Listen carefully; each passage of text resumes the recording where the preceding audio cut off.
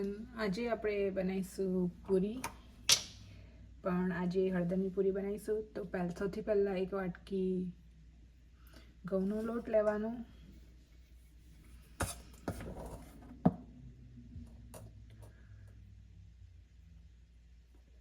હું 1.5 વાટકી લઉં છું ઘઉંનો લોટ. પછી એમાં થોડોક અજમો નાખીશું, સ્વાદ પ્રમાણે, તમને જેટલો ભાવે એટલો.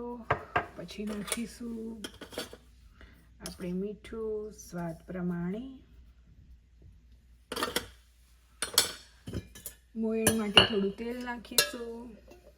આપણે 1.5 વાટકી લીધો છે લોટ, તો એમાં 4 ચમચી તેલ નાખીશું.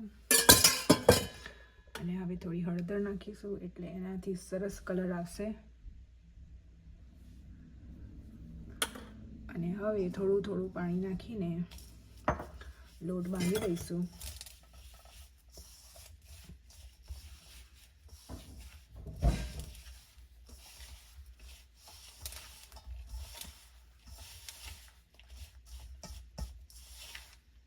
તો આવી રીતે થાય એટલું તેલ જોઈએ.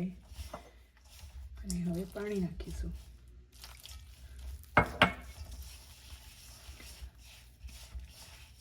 હજુ એટલો બધો યલો કલર આવ્યો નથી, એટલે આપણે હળદર થોડીક વધારે નાખીશું.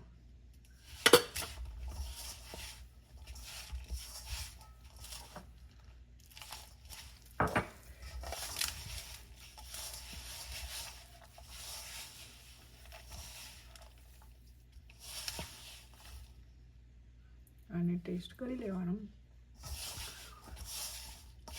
જરૂર લાગે તો હજી મીઠું નાખવું.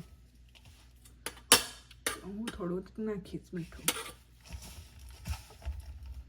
થોડું પાણી નાખવાનું.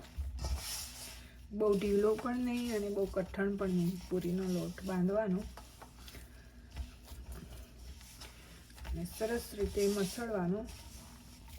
બહુ ઢીલો બનાવીએ, રોટલીના લોટ જેવો ઢીલો બનાવીએ તો પણ પૂરી સારી થાય નહીં.